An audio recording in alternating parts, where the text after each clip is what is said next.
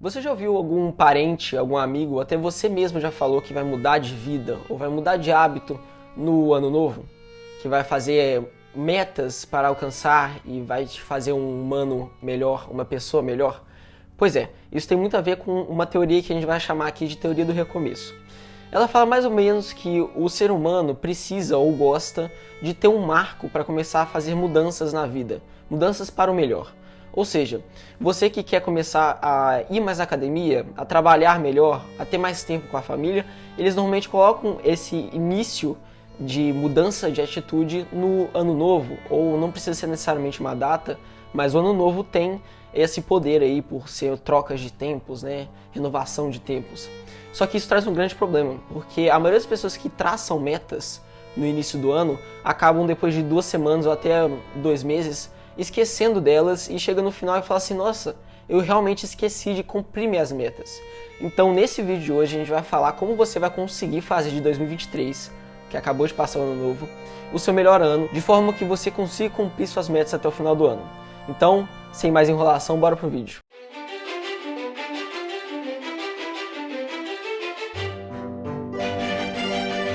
Então, o primeiro tipo de meta que eu queria falar para vocês é o de desenvolvimento pessoal. Como o próprio nome já diz, ele vai se tratar do desenvolvimento de você mesmo. Então, assim, você vai poder colocar metas de ler mais livros ou de adicionar um hobby que aprimore a sua habilidade em alguma coisa. Um exemplo de meta prática é ler 6 livros no ano, ou fazer 3 cursos diferentes, de habilidades diferentes, ou até aprender a cozinhar, que é uma coisa que eu quero fazer, por exemplo. A primeira ponderação que eu queria fazer com vocês, e acho que eu vou falar isso no vídeo inteiro, é sobre a consistência. Como eu acabei de falar, se ler 5 páginas por dia, é 6 livros por ano. Na maioria das vezes, com a consistência, você consegue atingir seus objetivos.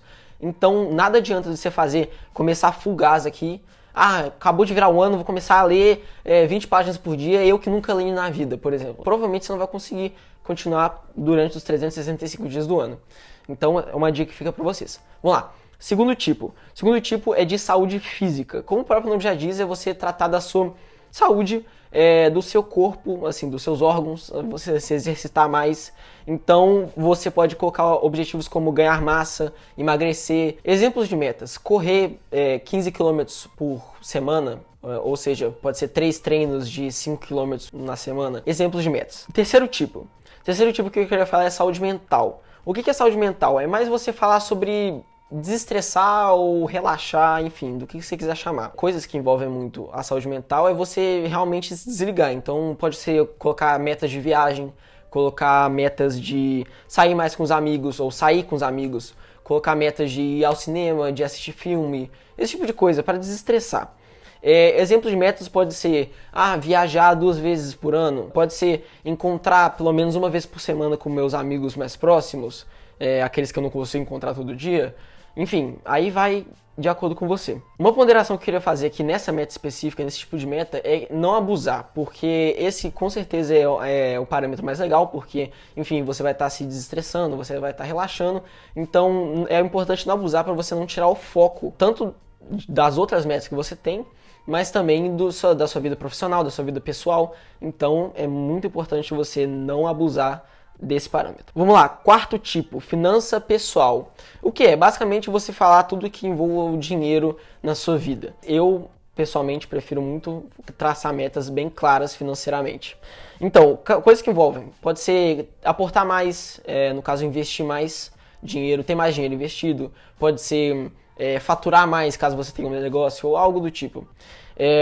Exemplos, pode ser que você vai querer investir metade do que tudo que você ganha. Então, assim, você coloca no início do ano lá assim, tudo que eu ganho no mês eu quero investir metade. Tudo que eu ganho no mês eu quero investir 10%.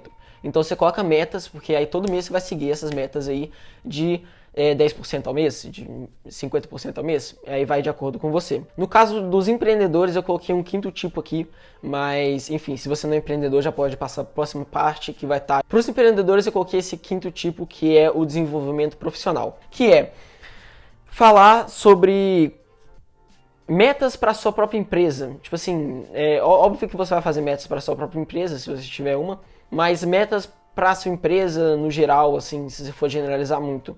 Ou seja, tipo, aumentar faturamento, aí sim aumenta o faturamento, aumentar os usuários, aumentar a audiência, caso você tenha um canal no YouTube como eu, enfim, esse tipo de coisa. Então, eu vou dar um exemplo para você, tipo, aumentar 20% da audiência. No caso, hoje em dia com o TikTok, você consegue aumentar em 4.000% a audiência, de acordo, dependendo do estágio que você está hoje. Então, assim, traçar metas aí para o seu negócio, que eu acho bem legal também. Tá, agora vamos falar um pouco das características que essas metas precisam ter para garantir que você vai conseguir atingir elas no final do ano e vai conseguir fazer elas durante o ano inteiro. A primeira característica que eu queria falar para vocês é vocês dividirem as suas metas em metas menores que você consiga fazer no dia a dia ou em uma semana ou algo do tipo. Por exemplo, que nem a gente falou lá no início sobre 6 livros por ano, dá 5 páginas por dia, você consegue dividir essa meta de 6 livros em 5 páginas por dia. Então você tem a meta de correr 15 km por semana, você divide em 3 treinos de 5 km por semana. Então a primeira coisa importante para você conseguir completar é dividir as suas metas em metas menores que você consiga visualizar no seu dia a dia e na sua semana e coisas do tipo. A segunda característica é você fazer suas metas de forma atingível. Então, assim, você não fazer uma meta que você acha que você vai conseguir, ou fazer uma meta... Eu vou dar um exemplo aqui só para vocês entenderem. Tipo assim, você não tem um plano de negócio, você não tem nem ideia do seu negócio, você só quer fazer 1 milhão de lucro em 2023. Eu considero essa meta uma meta inatingível, porque você não tem nenhum modelo de negócio, não sabe nem o que você vai fazer. Eu não estou falando que você não vai conseguir, porque eu já vi muita gente que em 3 meses conseguiu fazer 1 milhão de reais de faturamento e até de lucro. Só que pode não ser o seu caso, então colocar metas ali atingíveis. Se você nunca correu na sua vida, não coloca 15 km por semana, que você não vai conseguir fazer 3 treinos de 5 km, porque é coisa pra cacete. Então assim, coloca, para você conseguir manter essa consistência, você tem que fazer coisas que você consiga fazer. Então, coloca metas atingíveis. Sabendo disso, agora eu vou falar um pouco sobre as minhas metas de 2022, as que deram certas e por que deram certas, e as que deram erradas e por que deram erradas. E também um pouquinho das minhas metas para 2023. Só abrir um parênteses aqui, todo esse esquema aqui que eu tô falando para vocês, eu não sabia de 2021 para 2022, então as metas não estão desenvolvidas em metas grandes e em metas pequenas para concluir as grandes, mas enfim, vamos lá. Então, vocês estão olhando aí na tela, metas físicas, treinar na academia 3 vezes por semana, obviamente tiveram semanas que eu não treinei, ou tiveram semanas que eu treinei 1 ou 2 vezes, só que teve uma época que eu tava treinando 5 vezes por semana, e enfim... A média ficou nessas 3 vezes por semana. Aumentar os pesos de exercício na academia pelo menos 1,5 vezes. Isso aí aconteceu, então graças a Deus aí. Intelectuais, ter uma rotina estabelecida para todos os dias da semana. Tiveram épocas que eu não marquei aqui como concluído, porque tiveram épocas que eu tive uma rotina, principalmente nas férias e no início do ano, só que depois deu uma embaralhada e eu não consegui ir. Ler pelo menos 3 livros. Eu terminei efetivamente 2 livros, mas eu também tô na metade de outros 2. Então, enfim, também não concluí. Isso já foi um grande avanço, porque eu não lia nada em 2021 ou 2020 para trás, eu não tinha esse costume de ler. Então, para mim, foi um avanço muito grande, pelo menos ter concluído 2 livros e estar no meio de outros 2. Estudar novas habilidades para ter. Eu estudei mais violão, estudei mais investimento, enfim, esse tipo de coisa. Habilidades que eu falo, tipo assim, ter mais conhecimento também serve, esse tipo de coisa. E eu acho que eu concluí essa atividade com êxito. Eu acho que eu não podia nem estar falando aqui da faculdade, mas, enfim, passei. Patrimoniais e financeiros e negócios. Faturar e lucrar mais que em 2021, infelizmente eu não consegui. Esse ano aí, tipo, eu não conto faturamento e lucrar não conto com investimento, então isso é pra parte. Eu tô falando de empresa mesmo e realmente não consegui faturar ou lucrar mais que 2021, infelizmente. Consegui 6 mil inscritos no membro. Essa foi até engraçada que eu tava falando com o Felipe, hoje não, uns dias pra trás aí.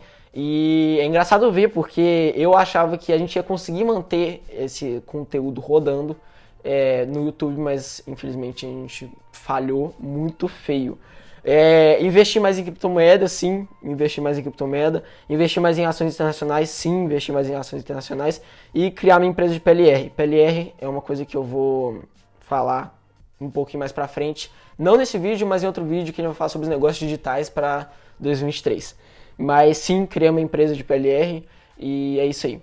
Enfim, essas são as minhas metas, mas antes disso, eu acabei esquecendo, eu vou falar um pouco sobre as minhas metas para 2023, só para vocês terem um exemplo prático aí do que eu tava falando para vocês. Vamos lá, lembrando que eu ainda tô em 2022, eu tô gravando esse vídeo em 2022, então as minhas metas não estão 100% completas, mas é só para vocês terem uma ideia. Então, por exemplo, agora vocês estão vendo aí que em desenvolvimento pessoal eu coloquei ler 7 livros. Isso dá mais ou menos 5.5 páginas por dia, ou algo do tipo. Só que eu coloquei 7. Isso é um ponto que eu queria falar pra vocês, que é outro artifício, vocês não, enfim, deixarem de fazer suas metas, que é colocar uma reserva de emergência para as metas. Isso eu vou falar daqui a pouco. Aprender a cozinhar, que eu acho que é uma habilidade que eu quero ter, e então eu vou cozinhar ali 2 vezes por mês para minha família. Depois eu vou fazer pelo menos um curso de marketing digital, que eu acho que é um âmbito muito legal aí. Eu esqueci de adicionar aqui, até fica um lembrete para mim mesmo aí no futuro, de fazer um curso de programação. Aí tem um amigo meu aí que já vai saber o que eu tô falando. Saúde física eu coloquei ganhar massa muscular, e para isso eu vou na academia pelo menos 104 dias ao ano. Isso dá 2 vezes por semana, 2 vezes por semana, só que eu coloquei 3 de novo, eu vou explicar isso no final do vídeo.